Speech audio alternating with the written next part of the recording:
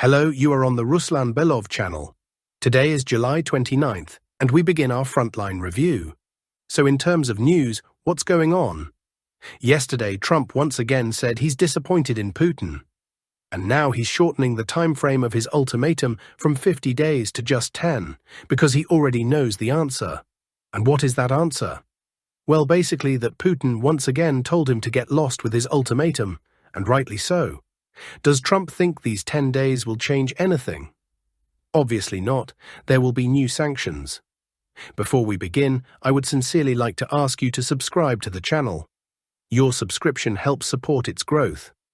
Thank you to everyone who has subscribed.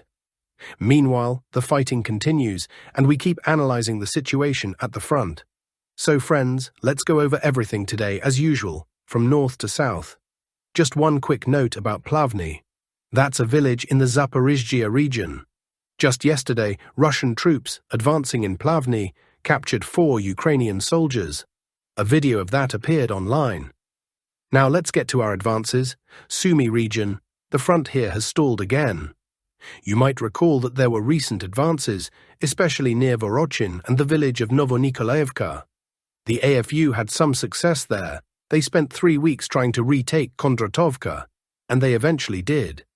I covered that thoroughly for you, never hiding anything, but now, for nearly a week, neither the Russian nor Ukrainian side has made any progress. The fiercest fighting continues in Yunakivka, but there's no significant breakthrough for either side. Even Ukrainian cartographers, this is actually a Ukrainian map I'm using, have marked the entire village as a grey zone, so the AFU doesn't have solid control there, but neither do Russian forces. This is mainly because Ukrainian drones are highly active in the area. So even though the AFU doesn't firmly control the southern part of the village, we haven't managed to gain a foothold there either. By the way, Zelensky recently said that Sumy remains one of the Russian military's priority targets. But that's clearly not true. Why? Because Russia is using very limited resources in this area. Everything you see here, marked in red or yellow, was taken by infantry alone. No armor, no tanks, just infantry on motorcycles. And now, despite constant talk of 50,000–60,000 troops massed at the border, they haven't been deployed here. If Sumy were a real priority, they would have been. So Zelensky can keep spinning his victory narratives. Kharkiv region. The main action here is around Kupiansk. The AFU's defenses are clearly weakening. As I told you recently, Russian troops have entered the northern outskirts of the city. The cartographers haven't updated the map fully yet, but at the very least, this area is a grey zone, if not already under Russian control. At the flanks, Russian forces are pushing south towards Sobolivka to block the right bank part of the city, and westward to push the AFU further away from Kupiansk.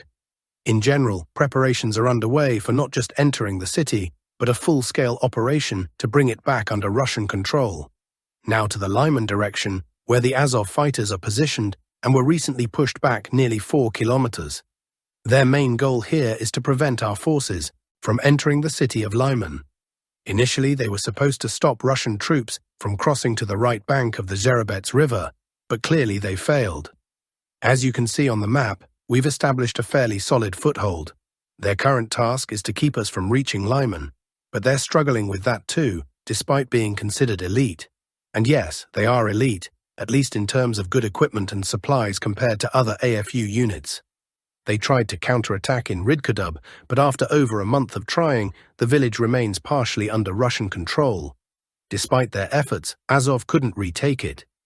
But the key point here isn't just Rydkudub, it's that the front is moving. Over the past day, Russian troops managed to straighten the front and close the gap between Zelenaya Dolina and the northern outskirts of Kharkivka. They also advanced slightly toward the Nitras River. The deepest push was 3.6 km, and the newly controlled territory, marked in red, covers more than 9 square kilometers. So the Azov fighters took a serious hit. Russia's goal here is to secure the area up to the river, then move toward Shandrigalov. Why is Shandrigalov important? Because it's less than 10 kilometers from Lyman. By the way, the same 10 kilometers distance to Lyman applies from the village of Kolodyazy. Local fighters told me they've made progress there too. They captured AFU strongpoints at the northern approaches to the fortified zone and entered the village. About a third of the village is now under Russian control, with video confirmation online. Losing this village would be a serious blow to the AFU. Seversk direction. Yesterday, I gave a detailed account of how our forces broke through here, pushing the front line 4.5 kilometers forward. Nothing major happened in the last 24 hours. Our troops are consolidating their positions. They made slight gains near Seversk. Yesterday, the distance to Seversk from our positions was 1.5 kilometers. Now it's just 1.3 kilometers. Very close.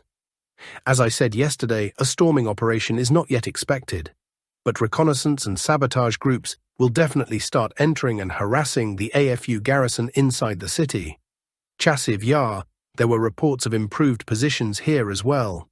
A specific part of Chasiv Yar's suburb, the Shevchenko district, came under Russian control, with video confirmation. Southern approaches to Kostiantynivka. The situation here is deteriorating rapidly for the AFU. They have only 3 fortified zones left: Toretsk suburb, the urban-type settlement of Sherbinivka, and Katerinivka, along with Klebanbaik. That's it. If these fall, the city's southern side will be completely exposed. As for Sherbinivka, active fighting continues. Importantly, Ukrainian military analysts reported that Russian troops attempted to enter Katerinivka. The attempt failed, but it's a clear warning. If they manage to advance from Yablunivka and Oleksandro Kalinove and seize Katerinivka, then storming Sherbinivka won't even be necessary. The AFU troops there will be completely encircled. So we're closely watching this fast-developing situation. Pokrovsk.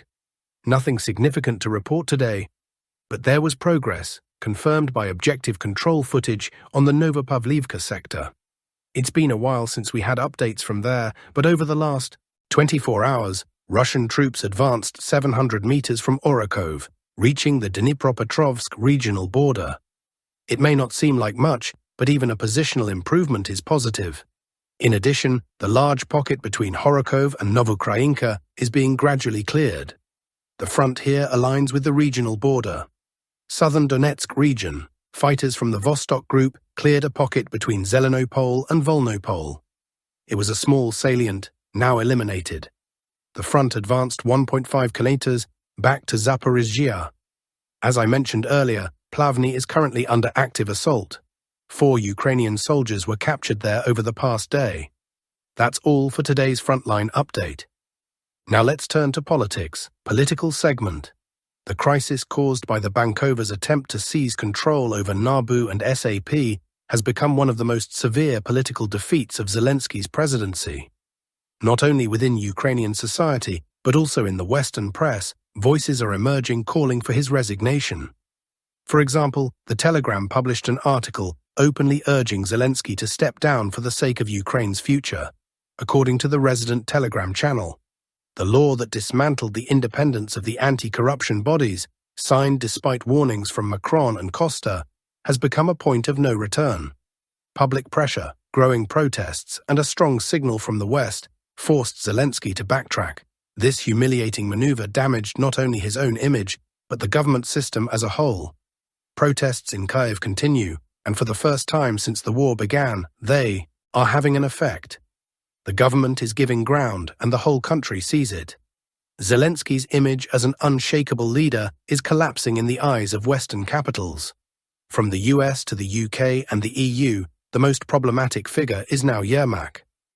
According to many sources, he pushed for the attack on Nabu, claimed it was coordinated with the Americans, lobbied Parliament, and ultimately undermined Zelensky.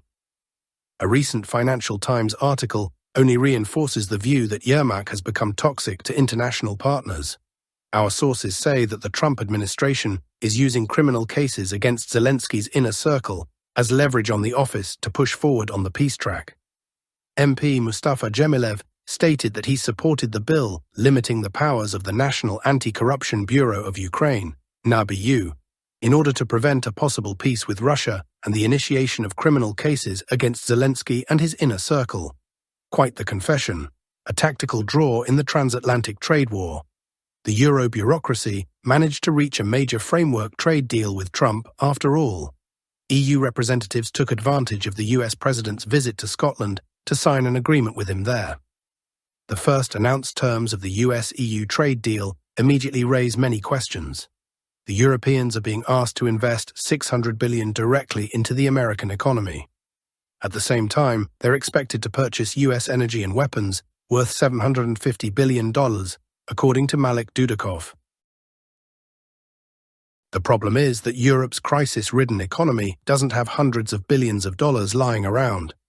NATO countries are using various tricks to justify increasing their military spending, counting everything from migration control to bridge construction. In some ways, this trade deal is the Trump team's attempt to expose Europe's bluff, because the EU holds a very weak hand. Still, Brussels hopes to follow the example of Japan and the Gulf monarchies, which also didn't promise Trump any golden mountains. But they're not in a hurry to pour mythical trillions of dollars, money they don't actually have, into the US economy. And real deliveries of hydrocarbons or weapons from the US won't increase either, because America is already exporting both at full capacity. Issues with the US defense industry remain unresolved. Tariffs, gas, and illusions. Europe has, in quotes, bought a trade peace with the US at a very high price. The deal between Donald Trump and Ursula von der Leyen has become the most expensive peace treaty in trade war history.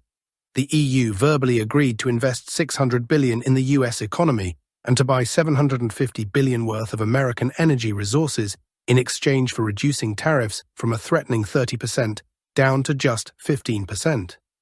Still, Brussels' excitement is clearly premature.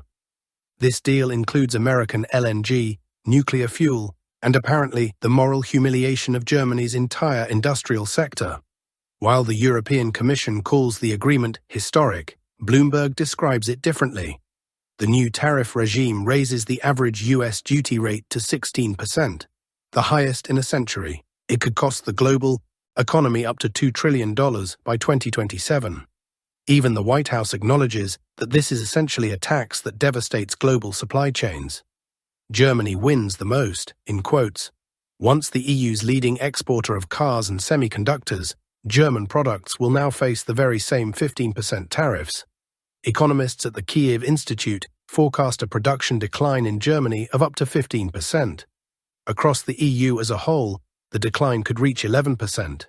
European officials insist that it could have been worse, but that mantra will likely be repeated with every new recession. Still, some are clearly pleased, namely US suppliers of gas, oil, weapons, and maybe even corn. The EU has committed to abandoning Russian energy and purchasing from the US instead.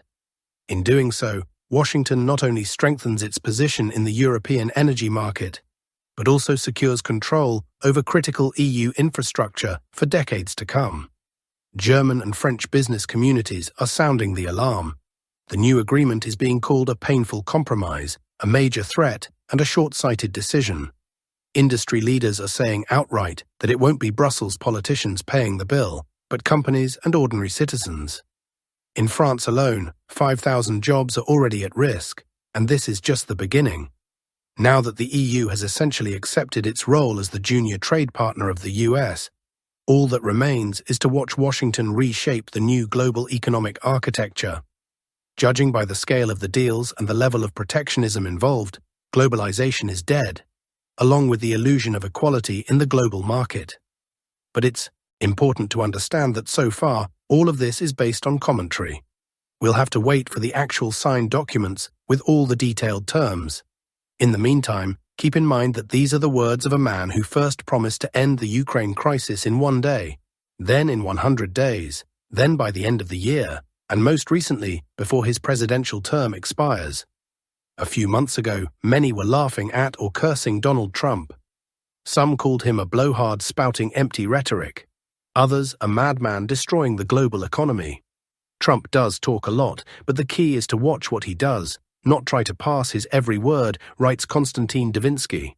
Trump announced that a trade deal had been struck with the EU, though calling it a deal is generous. In reality, it's a capitulation by Brussels to Washington. I've written 1,000 times, the goal of Trump and the shareholders backing him is to build an American macro region in which Europe plays the role of a colony. And this agreement is the first practical step in realizing that plan. The main terms are as follows. the US imposes 15% tariffs on all EU imports. In return, the EU removes all restrictions on American imports, commits to investing $600 billion into the US economy, agrees to buy $750 billion worth of American energy, and to significantly increase purchases of American weapons. Thank you for watching, friends. Stay informed, stay sharp, and see you in the next report. Take care.